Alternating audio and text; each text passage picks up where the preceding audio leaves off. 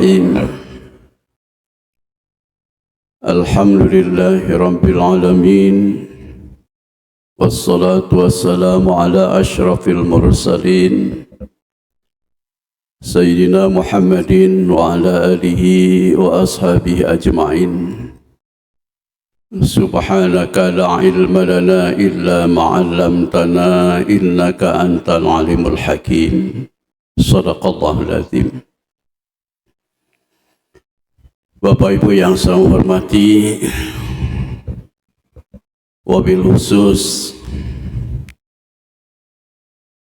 pengurus DKM Masjid Jamiat Taqwa Bapak Haji Suyatmo beserta jajarannya, juga Ketua Yayasan Bapak Haji Supriyatmo beserta jajarannya. Bapak Ibu yang saya hormati, apa kabar semua? Alhamdulillah. Pada saat ini saya jadi tumbal lagi. Mudah-mudahan penceramahnya yang pada saat ini ada halangan katanya. Semoga sehat selalu ya. Bapak Ibu yang saya hormati, setiap orang mendambakan kebahagiaan, baik bahagia dunia ataupun bahagia di akhirat.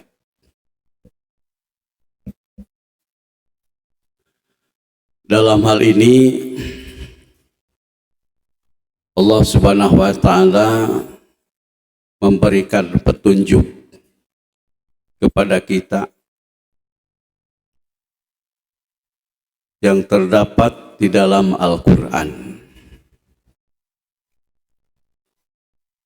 Ada 4 hal yang hendaknya kita harus perhatikan.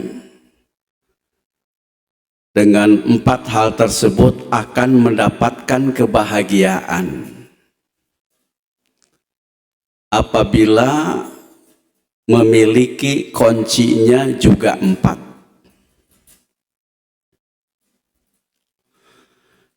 Yang 2 dari Allah, yang 2 adalah dari manusia sebagai makhluk Allah. Yang pertama dari Allah apa? Bahwa Allah Subhanahu wa Ta'ala pasti memberikan rizki kepada makhluknya. Pasti memberikan rizki kepada kita semua. Bahkan kita semua sebagai makhluk Allah senantiasa bermunajat kepada Allah. Dan yakin bahwa permohonan kita diterima oleh Allah Subhanahu wa Ta'ala. Allah Subhanahu wa Ta'ala di dalam surat 14 ayatnya ayat 34. Wa ma atakum min kulli ma sa'altumuh wa in ta'uddu ni'matallahi la tuhsuha innal insana ladzalumun kafar. Dan aku telah berikan kepada kalian, kata Allah, segala apa yang kalian minta. Wa in ta'uddu ni'matallahi la tuhsuha, dan jika kalian coba-coba menghitung nikmat Allah, niscaya tidak akan mampu untuk menghitungnya. Innal insana ladzalumun kafar, sungguh manusia itu adalah sangat zalim dan ingkar. Tuh, jadi Allah nyatakan seperti itu.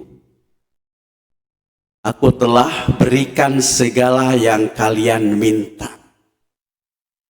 Kita sudah berusaha berdoa kepada Allah. Seseorang pada saat itu minta kepada Allah supaya mendapatkan pendidikan melalui sekolah.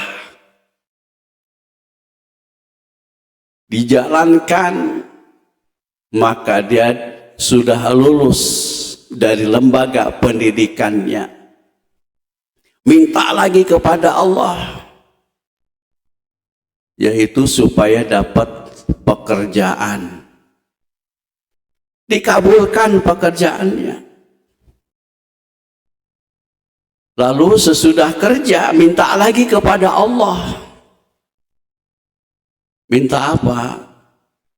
Minta gajinya yang gede. Dikasih lagi sama Allah. Sudah dapat upah, sudah dapat hasil, minta lagi kepada Allah.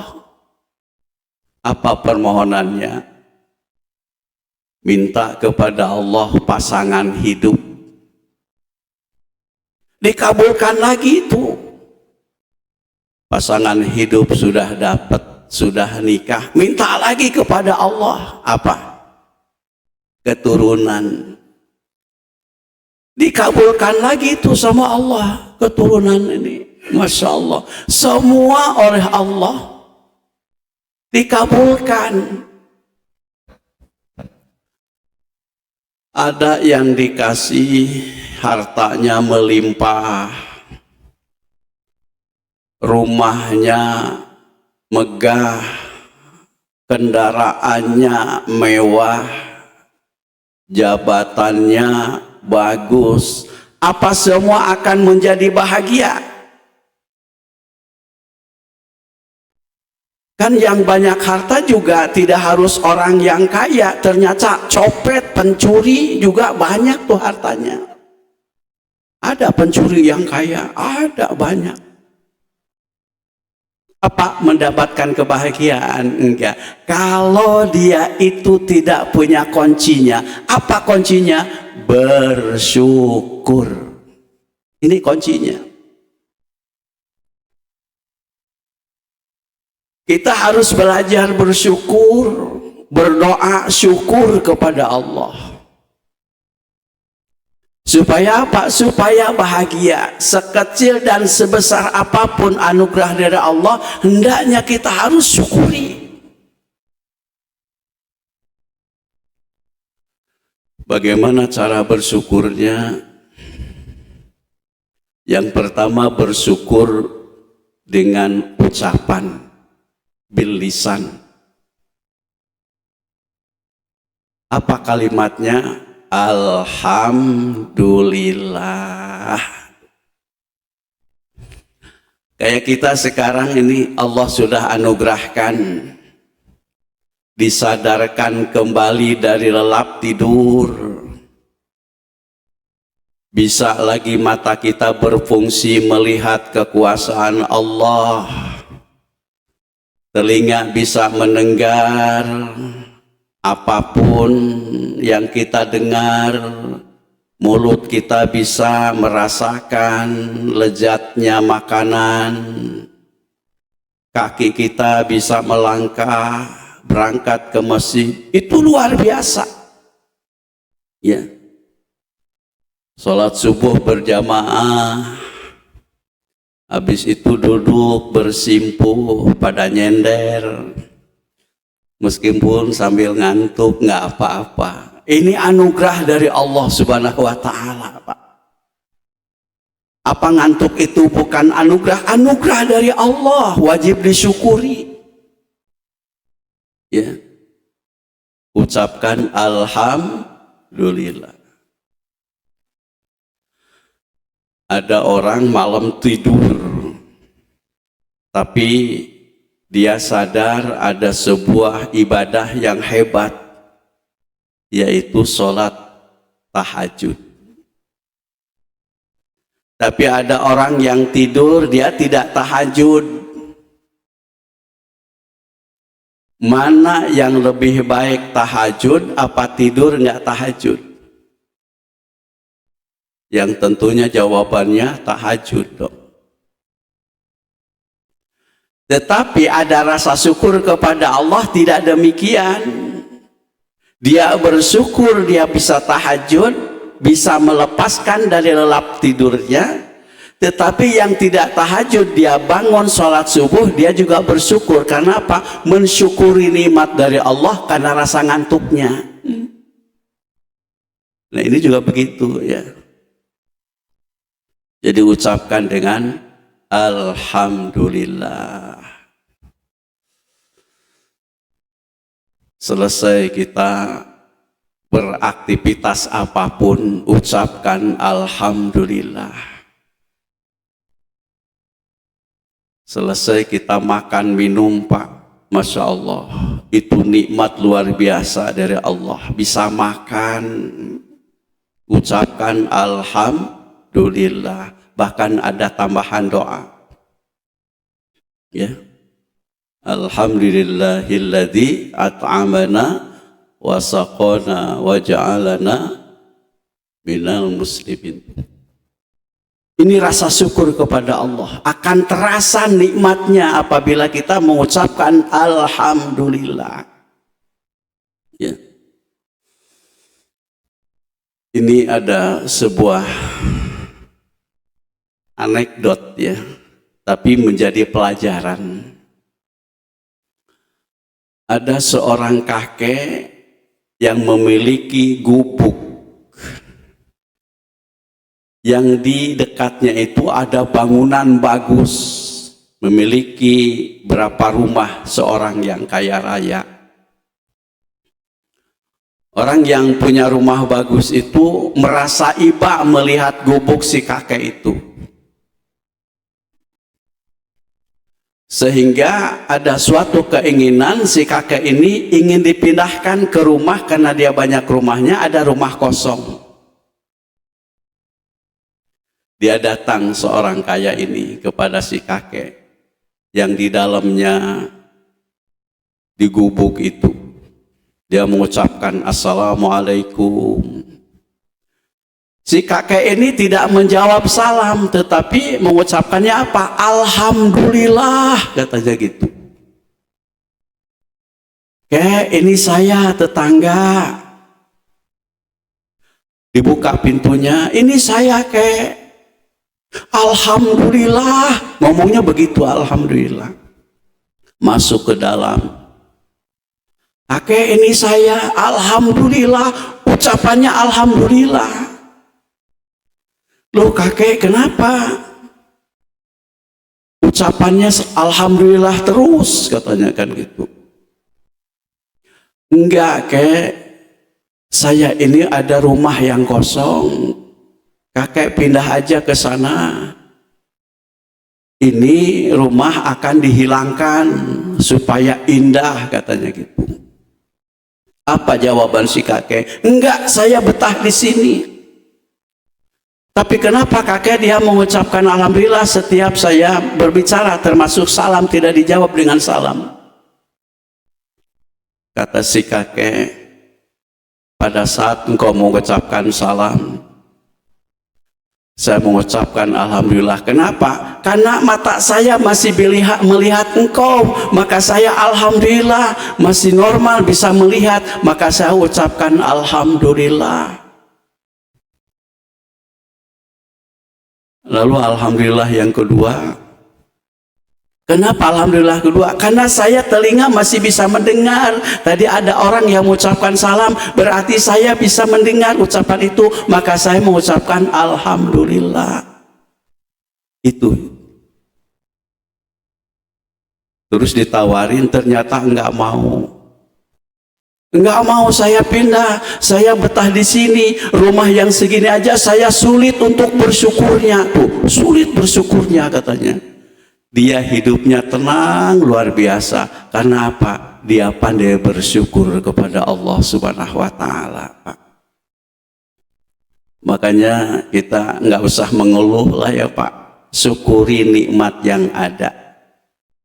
Yang menjadi masalah bagi kita adalah memikirkan nikmat yang belum ada, tidak mensyukuri nikmat yang ada. Udah nikmati aja yang ada. Kan coba kita ini setiap saat mungkin ya, Nikmat fisik itu kan dikurangi, Pak. Ya. Ada yang sulit duduknya pakai bangku. Apa wajib disyukuri? Alhamdulillah ada orang yang membuat bangku. Masih syukur juga. Ada yang nggak kuat duduk lama, macam-macam tuh. Ya. Tapi kalau orang yang bersyukur itu tidak mengeluh, kenapa? Ingat di masa sehat yang lama. Kita kalau sakit berapa hari aja udah mengeluh luar biasa kan gitu ya. Padahal sehatnya sudah sekian lamanya. Ya. Jangan yang berat-berat sakit itu. Sakit gigi aja, Pak. Oh, ngeluhnya luar biasa. Sakit gigi itu ruginya luar biasa, Pak. Karena apa? Sakitnya itu nggak bisa diurut. Manggil tukang urut juga nggak pernah ada orang yang tolong dong ke rumah, saya sakit apa? Sakit gigi, kan nggak pernah. Dan juga nggak ada yang besuk. Kalau orang sakit gigi nggak ada yang besuk. Tuh ya. Ruginya begitu kalau sakit gigi, sakitnya luar biasa. Tapi begitu keberadaannya. Tapi wajib disyukuri, alhamdulillah sakit giginya cuma 1. Coba kalau semuanya tuh, berapa gigi jumlahnya itu? 48 ya. Ya tuh. Nah, ini pertama syukur dengan ucapan alhamdulillah. Yang kedua syukur dengan tindakan. Harus bukan tindakan, dengan hati. Yang kedua adalah syukur dengan hati. Menyadari bahwa semua adalah anugerah dari Allah. Di dalam surat 52 ayatnya ayat 53 ya. Wa ma bikum min ni'matin faminallah. Apapun yang ada pada dirimu semuanya bersumber dari Allah. Nah itu semua dari Allah Subhanahu wa ta'ala. Makanya kita ini tidak bisa sombong, Pak. Mampu bernapas, keluar masuknya napas itu dengan izin Allah. Coba kalau nggak ada izin Allah, habis kita keluarin napas, ditahan sama Allah, repot urusannya, Pak. Itu semua adalah dari Allah Subhanahu wa ta'ala. Yang ketiga, syukur kita adalah dengan tindakan. Allah sudah memberikan sekian anugerah kepada kita. Sehingga dijelaskan wa in ta'uddu nikmatallahi la tuhsuha. Dan jika kalian coba menghitung nikmat-nikmat yang Allah berikan, niscaya tidak akan mampu untuk menghitungnya. Itu banyak banget. Maka harus disyukuri, diantaranya dengan tindakan. Dikasih anugerah harta melimpah, rasa syukurnya bagaimana? Ada kepedulian kepada sesama dengan melalui zakat, sedekah, infak itu. Kemudian dengan apa lagi? Ruku dan sujud bukan hanya semata beribadah menyembah Allah, tetapi apa? Itu wujud rasa syukur kepada Allah Subhanahu wa ta'ala. Rasulullah SAW dia seorang maksum yang terpelihara dari noda dan dosa, dan sudah pasti masuknya ke dalam surga. Meskipun demikian dia ibadahnya, sholatnya luar biasa, bahkan dia lama sekali sholatnya. Dalam riwayat dikatakan sampai bengkak kakinya. Ditanya oleh istri tercintanya, ya Rasulullah, bukankah engkau ini sudah maksum terpelihara dari noda dan dosa? sudah pasti masuk ke dalam surga, tapi kenapa engkau berbuat demikian, sholat sampai bengkak kakinya? Apa kata Rasulullah? Justru karena itu Allah sudah menganugerahkan dengan rahmatnya, diampunkannya dosa-dosanya, dan pasti masuk ke dalam surga. Apakah tidak boleh saya menjadi manusia yang bersyukur kepada Allah? Tuh. Jadi sholatnya Nabi tidak sama dengan kita. Kalau kita sholat itu berharap rahmat Allah, masuknya denganan surga. Tapi kalau Nabi adalah dia rasa syukur kepada Allah Subhanahu wa Ta'ala. Tuh ya. Jadi dengan tindakan seperti itu. Nah, ini dari Allah. Semua dikasih rizki, akan menjadi bahagia. Kuncinya kita harus pandai bersyukur. Kalau bersyukur bagaimana? Allah jamin, digambarkan dalam surat 14, masih dalam surat Ibrahim ayat 7. Wa idz ta'adzana rabbukum la in syakartum la azidannakum wa la in kafartum inna adzabi lasyadid. Dan ingatlah tatkala Tuhanmu telah memaklumatkan kepada kalian, jika kalian bersyukur, kata Allah, sungguh kami tambah, aku tambah, ditambah oleh Allah. Tetapi kalau tidak bersyukur, ingat, azabku pedih, kata Allah. Kenapa? Kalau nggak bersyukur dia tidak mendapatkan kebahagiaan, justru dirundung dengan kesusahan. Ya, ini jaminan dari Allah Subhanahu wa Ta'ala. Ini yang pertama dari Allah. Yang kedua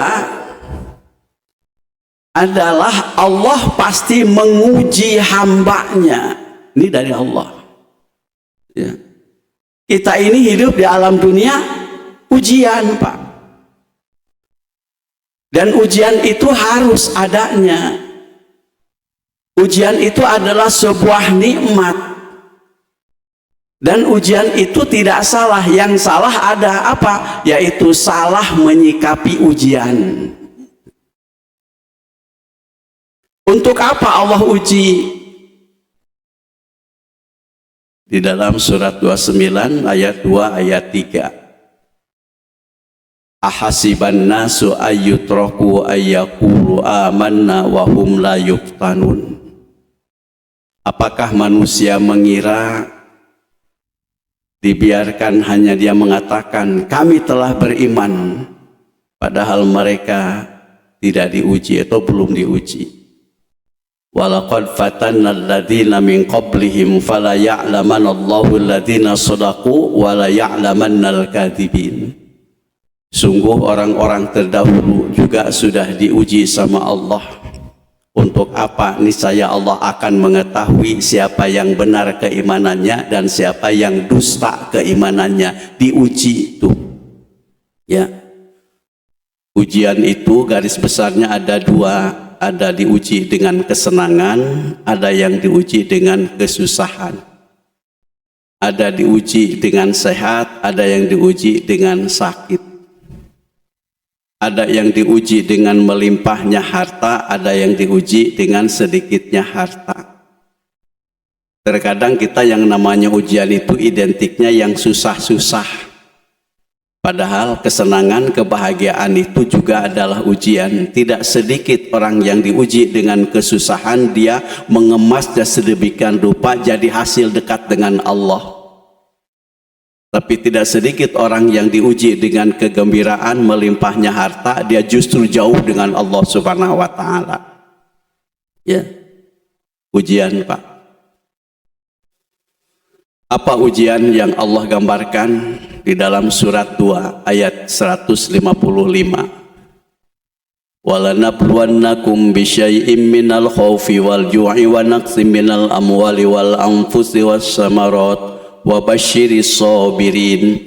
alladzina idza asabathum musibah qalu inna lillahi wa inna ilaihi raji'un ulaika alaihim salawatum mir rabbihim wa rahmah wa ulaika humul muhtadun. 155, 156, 157 surat 2. Dan sungguh kami akan uji, kata Allah, bisyai'in dengan sesuatu, minal khaufi, sedikit rasa takut, Pak. Diuji itu. Diuji sedikit rasa takut. Yang punya jabatan tinggi diuji takut apa? Turun jabatannya. Orang yang melimpah hartanya kaya raja takut dengan ujian menjadi orang miskin. Bahkan yang paling tidak masuk akal lagi adalah orang yang hidup takut mati. Kalau takut mati nggak usah, udah pasti itu mah Pak. Diuji rasa takut. Bahkan ada lagi yang muda takut tua. Itu mah sudah dari sononya. Ya. Makanya nggak usah marah kalau ada orang yang mau mengatakan dasar kakek peot. Ya memang bener. Dasar nenek-nenek udah tua, memang udah tua, nggak usah marah. Ya. Ini menteleng matanya. Udah tua mata menteleng kan jelek banget itu, Pak. Ya. Diuji rasa ketakutan. Bisyai'in minal khaufi wal ju', diuji dengan rasa lapar. Ya. Ini memang ayat merupakan salah satu hal yang dikabarkan oleh Rasulullah kepada para sahabat, karena perjuangan mereka itu luar biasa, disuguhkan dengan beraneka macam perang dulu. Kalau nggak salah ingat bahwa perang di zaman Rasulullah itu sampai 25 kali perang, Pak. Perangnya zaman Rasulullah bukan rebutan minyak, bukan rebutan batu bara, tetapi perangnya Rasulullah adalah menanamkan akidah supaya umat manusia mengucapkan kalimat la ilaha illallah. Tentunya waktu perang kan diuji, rasa takut ada, ya, rasa lapar sudah jelas. Ya kita nggak pernah diuji dengan lapar, Pak. Kita makan yang terus. Pagi sarapan, sarapannya nasi goreng, nanti siang makan berat lagi, sore makan, malam makan, jadi nggak pernah tuh lapar. Paling sekalinya lapar adalah bulan puasa, ya, diuji rasa lapar. Bisyai'in minal khaufi wal ju'i wa naqsi minal amwal, kekurangan harta, ya. Alhamdulillah di sini nggak ada yang kurang harta, ya. Semua makmur. Hanya mungkin agak geser sedikit, ya. Kalau dulu masih aktif, Pak, masih aktif nih, kan dapat apa namanya hasil tiap bulan itu hitungnya tuh lama, hitungnya lama tuh. Iya tuh, pas udah pensiun ngitungnya sebentar, ya. Nah, itu kekurangannya di situ. Tapi kan depositnya banyak. Masya Allah tuh kekurangan. Naqsi minal amwal wal anfus, juga diuji dengan diri, rasa sakit, ya. Bahkan meninggal dunia itu ujian dari Allah. Wasamarot, kurang buah-buahan. Di Indonesia nggak pernah kurang buah-buahan, Ibu. Mau lihat di pinggir jalan. Sekarang lagi musim apa nih? Udah musim bukuh lagi. Nanti mangga, rambutan. Indonesia itu Masya Allah makmurnya luar biasa. Apalagi kalau di toko buah segala macam ada. Nggak khawatir, yang penting punya. Nah itu diuji. Kalau di Arab, di Mekah, Madinah, memang saya belum pernah melihat, ya tidak pernah melihat pohon pisang. tapi pisangnya gede-gede. Belum pernah melihat pohon anggur, tapi anggurnya cakep-cakep tuh ya. Kenapa demikian? Itu berkat doa dari Nabi Ibrahim alaihissalam. Ya, pada saat Nabi Ibrahim itu ingin meninggalkan Ismail yang masih bayi, dia berdoa kepada Allah, Rabbana inni askantu min dzurriyyati biwadin ghairi dzi zar'in inda baitikal muharram Rabbana liyuqimus sholata faj'al afidatan minan nasi tahwi ilaihim warzuqhum minas samarati la'allahum yashkurun. Dia berdoa kepada Allah. Salah satu doanya adalah berikanlah rizki dari buah-buahan. Nabi Ibrahim pintar berdoanya, minta buahnya, tidak minta pohonnya. Benar buahnya ada, tapi pohonnya nggak ada. Hebat tuh Nabi Ibrahim. Ya kita, masya Allah. Tapi lain lagi kalau di Taif itu masya Allah segala macam buah ada di Taif itu. Ya, di Indonesia pisang beraneka macam nama pisang. Bahkan di kita ada namanya buah yang ada bedaknya, namanya kesemek. Di Taif itu ada juga kesemek. Tapi kuning lucir, nggak ada bedaknya. Hebat tuh sekarang. Ya. Itu ujian, kurang buah-buahan. Tapi Allah menyelesaikan ayat ini, wabasyiris sabirin, sampaikanlah kabar gembira kepada orang yang sabar. Siapa orang sabar itu? Apabila diuji, landasannya dia hanya kepada Allah, menyerahkan diri kepada Allah. Alladzina idza asabathum musibah qalu inna lillahi wa inna ilaihi rajiun. Ciri orang sabar itu dia langsung hatinya koneksitasnya kepada Allah, dipasrahkan semuanya kepada Allah Subhanahu wa taala. Ya. Maka kita apapun ujian yang menerima itu, yang diperintahkan, yang diberikan oleh Allah, akan menjadi sebuah kebahagiaan apabila ada kuncinya. Apa kuncinya? Sabar. Sabar nih. Sabar. Di dalam ini ada beberapa kategori. As-sabru 'alal masyaqqah. Sabar pada saat adanya kesulitan, Pak. Kesulitan apapun harus disikapi dengan sabar. Ya. Kemudian as-sabru 'alal musibah, sabar pada saat adanya musibah. Kemudian as-sabru 'alal maksiyah, sabar pada saat adanya kemaksiatan. Sabar di situ. Ujian itu terus akan datang, Pak. Dari diri sendiri, dari suami, dari istri, dari anak, dari tetangga, di jalan. Itu terus ada ujian kita. Ya, kita ajalah coba dalam rumah tangga, ujiannya pasti ada, Pak. Landasan rumah tangga, Pak, Allah memerintahkan supaya berkeluarga, nikah. Tujuannya apa?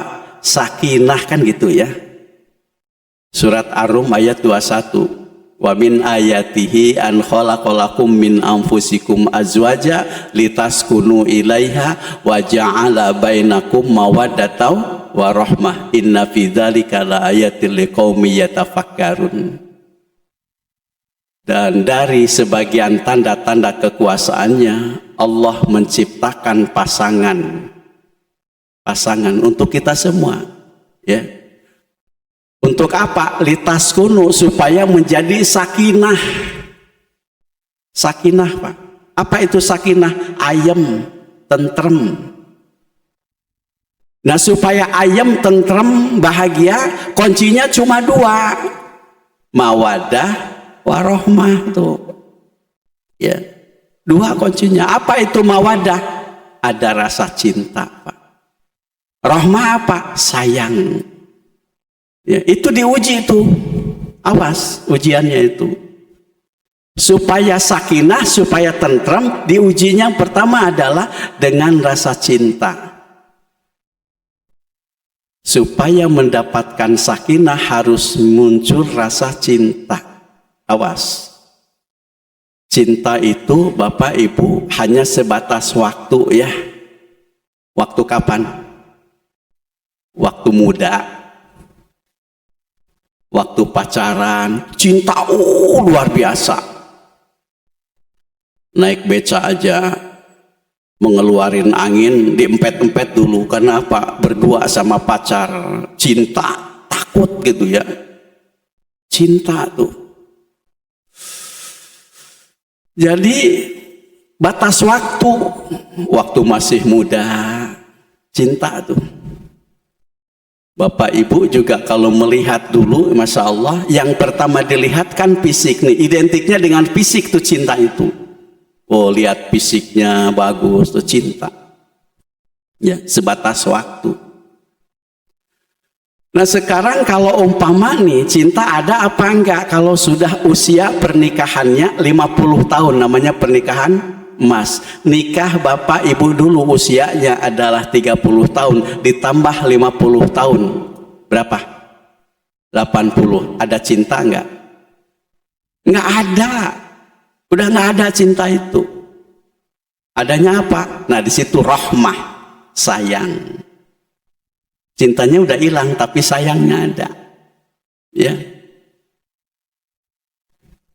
Si nenek ini nggak ada lagi, nggak ada. Waktu maghrib di kamar dicariin sama suaminya sama si kakek. Itu cinta bukan. Sayang. Dedeh karunya gitu ya. Ya Allah. Nah, ini ujian, diuji dengan seperti itu tuh. Ya.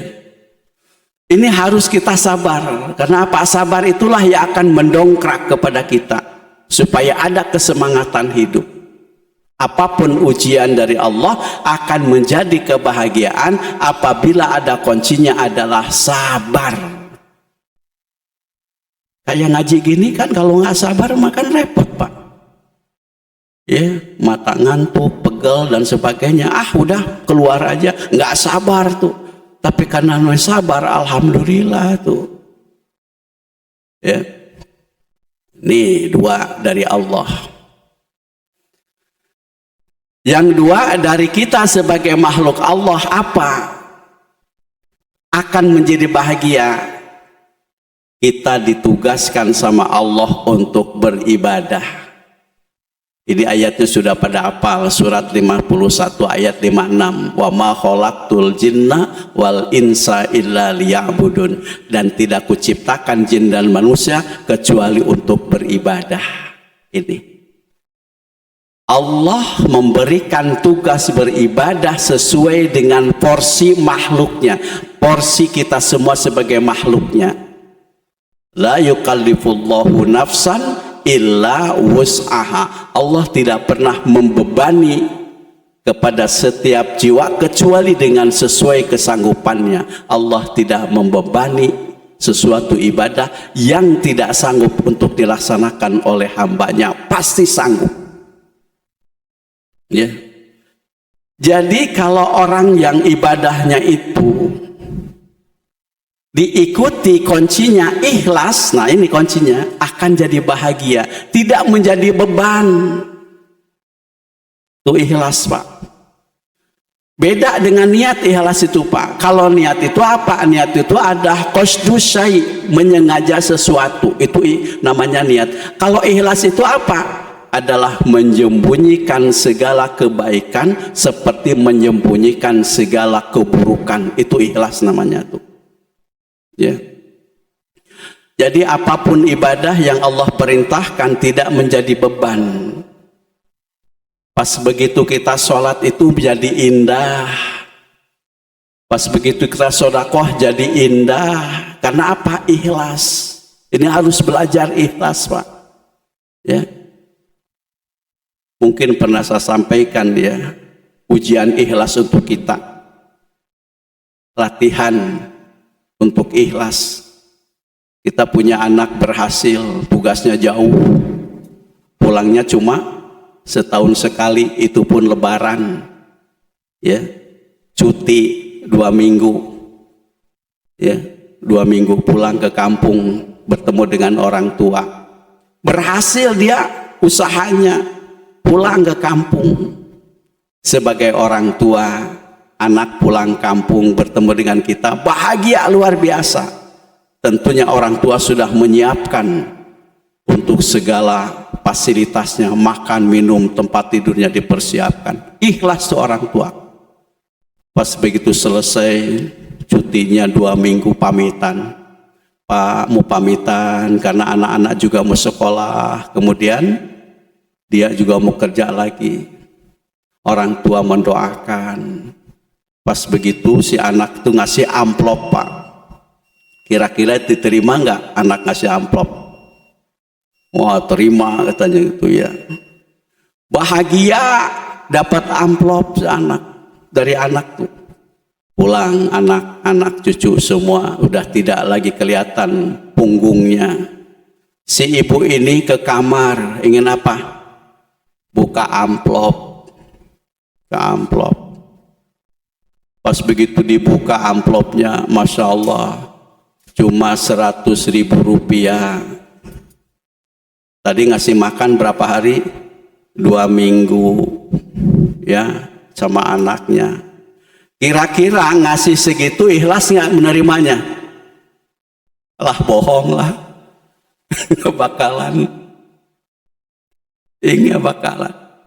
Tapi sebagai orang tua yang bijak, mengucapkan alhamdulillah, dia hasil untuk dirinya sendiri, diterima uang cuma 100.000 rupiah, ngasih makan 2 minggu, dia sedang belajar berbakti kepada orang tua. Nggak usah dicerca, nggak usah dimaki. Karena apa? Itu adalah hasil didikan kita. Kita mah sudah hasil mendidik anak. Udah, jangan menuntut kepada anak itu. Kurang ajar, kamu makan 2 minggu, masa kasih 100.000? Nggak cukup. Nah, itu nggak ikhlas namanya, Pak. Gampang tuh. Ada yang gitu? Nggak ada sedikit, ya. Nggak. Itu lagi, ini ibadah, apapun bentuk ibadah perintah dari Allah akan menjadi kebahagiaan apabila ada kuncinya. Apa? Ikhlas. Yang kedua dari kita semua sebagai makhluk Allah memiliki dosa.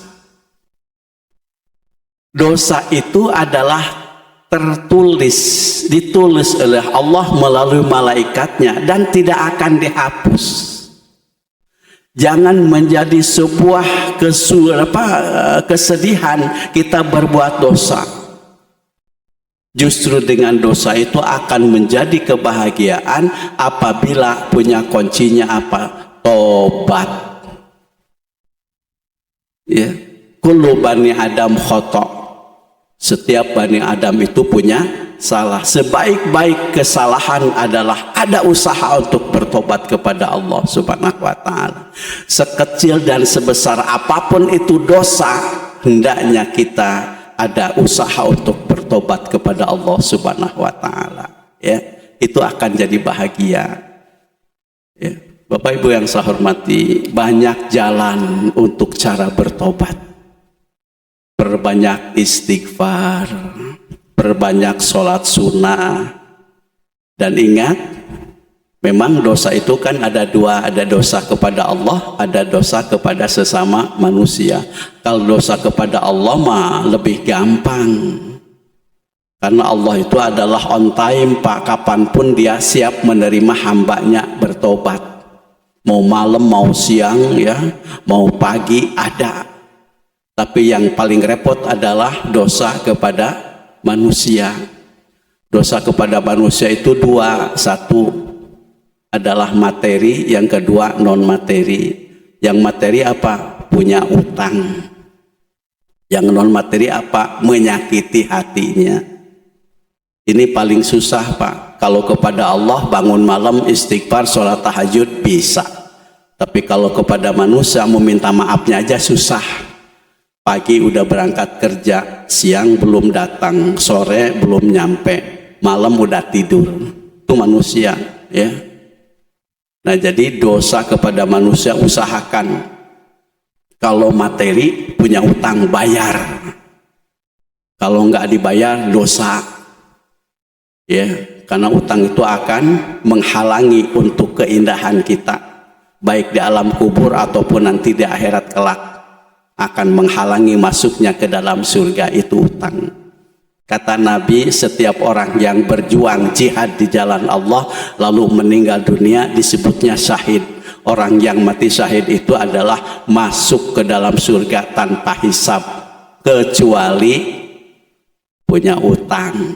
Maka jangan pada ngutang mulu, ya. Kalau nggak ngutang maka katanya nggak punya. Itu ada perjanjian yang maksudnya ngutang tanpa bayar. Yang paling enak ngutang, yang paling nggak enak bayarnya, ya. Suka nanti aja kan gitu tuh. Masya Allah. Yang kedua, dosa kepada manusia itu menyakiti hatinya. Bagaimana cara mengampuninya adalah saling memaafkan. Allah tidak akan mengampuni dosa manusia dengan manusia kecuali manusia itu saling memaafkan. Nah itu Pak, ya. Kuncinya adalah harus senantiasa kita bertobat, akan menjadi bahagia. Demikian, mudah-mudahan ada manfaatnya Bapak Ibu yang saya hormati. Sekadar informasi bahwa insya Allah tanggal 24 hari Ahad yang akan datang, forum silaturahmi masjid dan musola di Komplek Pertamina, pengajiannya giliran di Masjid Al Ihsan tanggal 24. Insya Allah sudah disiapkan penceramahnya, dan juga ada salah seorang anggota DPR akan hadir, ya. Mungkin akan bagi-bagi duit tuh orang DPR tuh, ya. Dan juga ada penceramahnya sedikit agak jauh. Saya lihat dari postingan ada artisnya juga katanya, Masya Allah nih ya, untuk memeriahkan acara ini. Tanggal 24 hari Ahad yang akan datang jam 8.30 mulainya, ya. Insya Allah kita hadir di sana. Kemudian yang berikutnya diinformasikan bahwa ada sebuah kesempatan bagi kita. Insya Allah besok hari Senin itu sudah tanggal 1 Zulhijjah. Kesempatan bagi kita adalah untuk beramaliyah 10 awal di bulan Hijjah. Yang pertama puasa, yang kedua nanti sholat Idul Adha, kemudian berkurban. Karena kita tidak melaksanakan ibadah haji, maka juga perbanyak zikir, yaitu dengan takbir. Amalan di bulan Zulhijjah, 1 puasa, yang kedua kurban, ya. Apalagi puasanya puasa Tarwiyah dan Arafah. Tarwiyah tanggal 8, Arafah tanggal 9 Zulhijjah.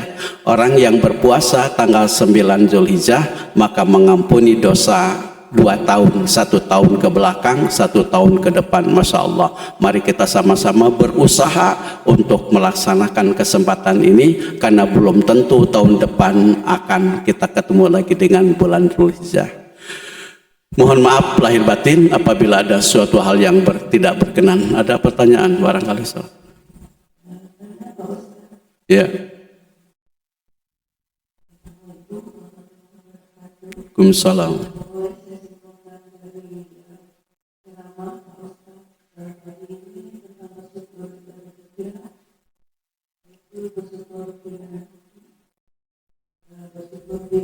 Ucapan dan bersyukur dengan tindakan, dan bersyukur dengan hati itu adalah mengenang dan mengingat nikmat yang sudah diberikan pada kita.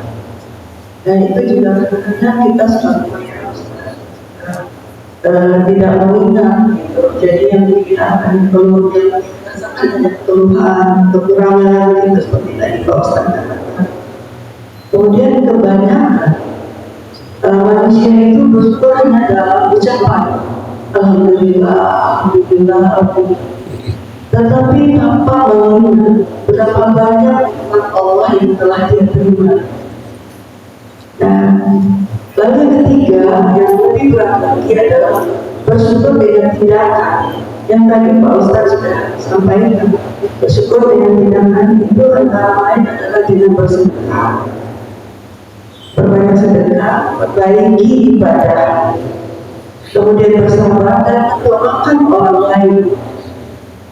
Nah, mungkin ini tidak mudah ya Ustaz.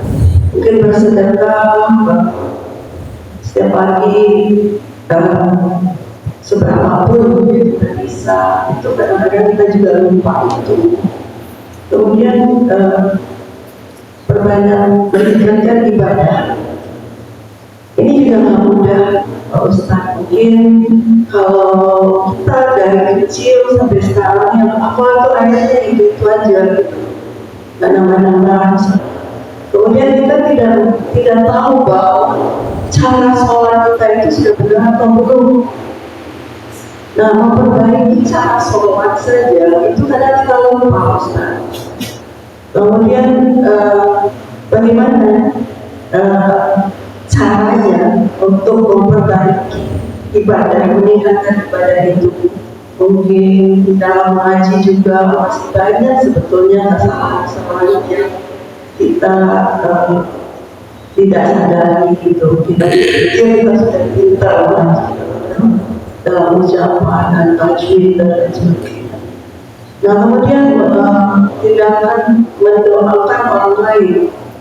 Ini juga mendoakan orang yang berbuat baik pada kita itu sudah, tapi mendoakan kebaikan bagi orang yang menyakiti tadi, Ustaz, yang telah berdosa pada kita, yang menzalimi, yang menyakiti hati, itu sebetulnya katanya pintu surga kalau kita bisa mendoakan orang jahat.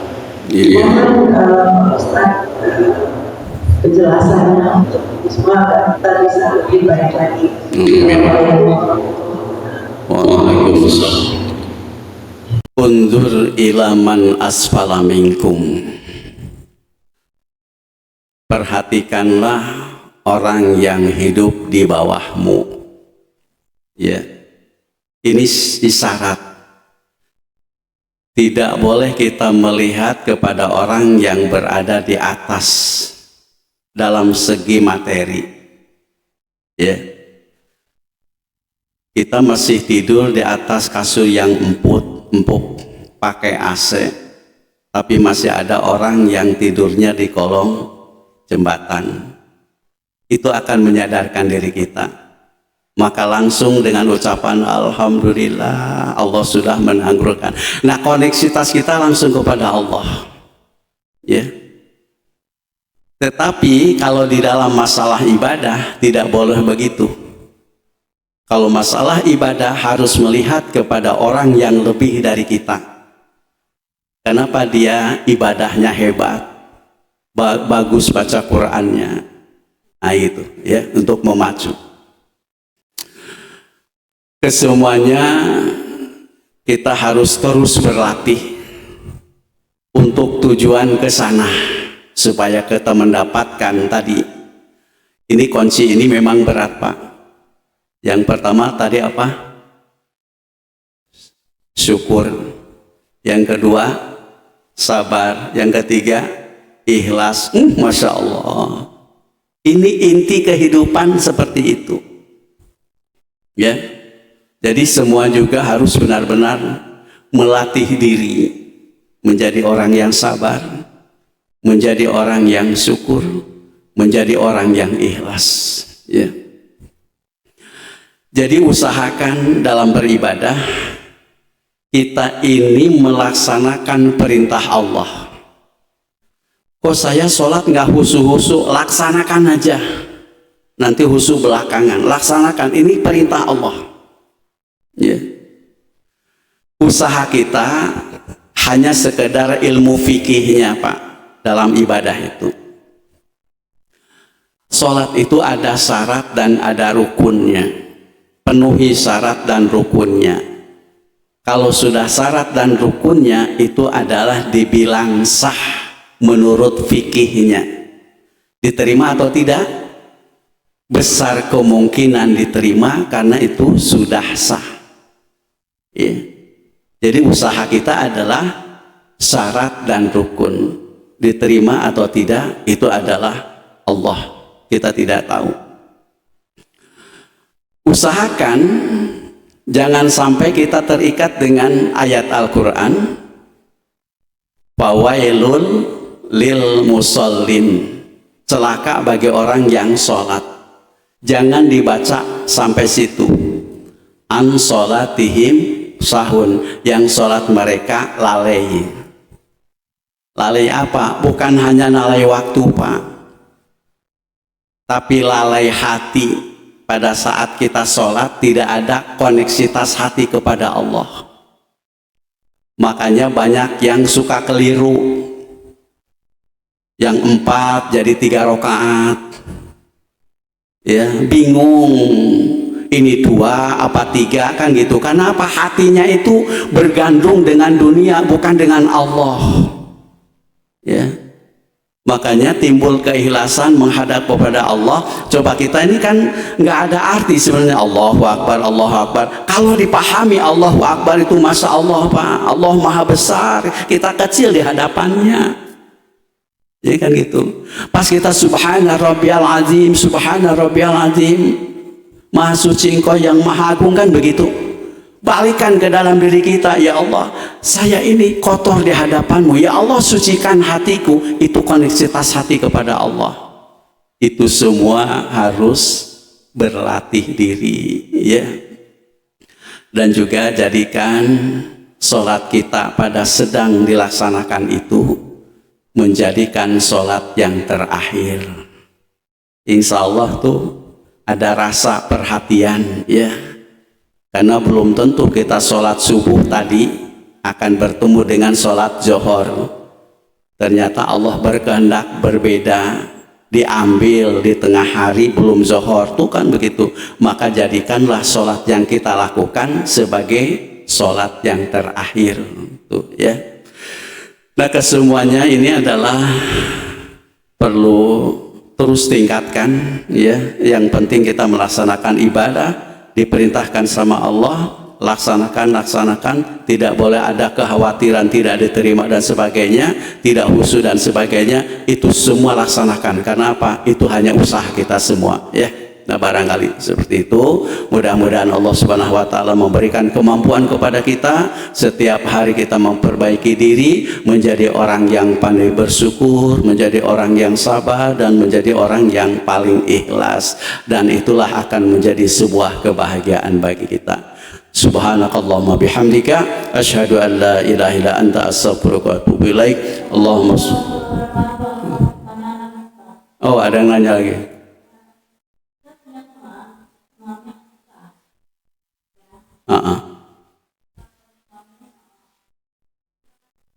Apa Ibu? Kurang jelas. Sudah meninggal ya. Nah, ibu Atika ini selalu memberikan, ya boleh dibilang financial ya, kepada saya setiap awal Ramadan. Saya ingin berterima kasih kepada dia. Kalau kepada ibunya Ramadan pasti taat, Islamnya dari kecil, ayahnya juga. Jadi saya ingin meminta kepada suaminya doa dan doa Fatihah gitu. Nah, yang saya tanyakan, saya meminta itu nama kecilnya Lukas bin Budi Mulia atau nama dia ketika sudah kenal Ahmad bin Yono bin Budi Mulia, mana yang paling bagus kita diterima oleh Allah. Mengingat tahu kan, ini Kristen soalnya gitu, nama Kristen gitu. Ya, makasih Ustaz. Assalamualaikum warahmatullahi wabarakatuh. Kita diajarkan sesama manusia adalah berbuat baik antara sesama manusia. Tidak pilih, tidak pilah. Yang penting manusia hendaknya kita berbuat baik. Nabi mengajarkan, man kana yu'minu billahi wal yaumil akhir falyukrim jarahu. Satu, barang siapa beriman kepada Allah dan hari akhir, maka muliakanlah tetanggamu. Tetangga itu siapa? Ada 3 kategori. Satu, tetangga adalah satu kerabat dengan kita. Yang kedua, tetangga satu agama dengan kita. Yang ketiga, tetangga yang di luar agama dengan kita. Kesemuanya kita harus berbuat baik dari segi kemanusiaan. Tetapi dalam masalah akidah, kita punya prinsip harus bertahan diri. Akidah itu umpama, maaf, bulan Desember kan suka terjadi itu. Kita jangan memakai hukum perasaan dengan ucapan selamat Natal kepada non-muslim. Udah, nggak usah diucapkan, mereka juga tidak akan marah, karena itu adalah lembah akidah. Ya.